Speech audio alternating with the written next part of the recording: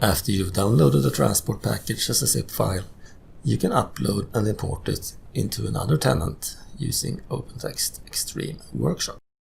To start, sign in to Workshop with your tenant details.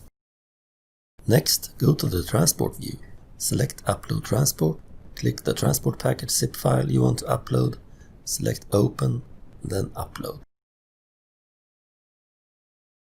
You might notice that the transport package is in the approved state.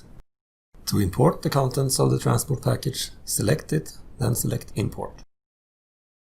The package starts importing, which is indicated by this icon. This icon indicates that the package has been imported successfully. Now you see all the resources from the project release in the Resources view, and you and your team can start working on them. Thank you for watching.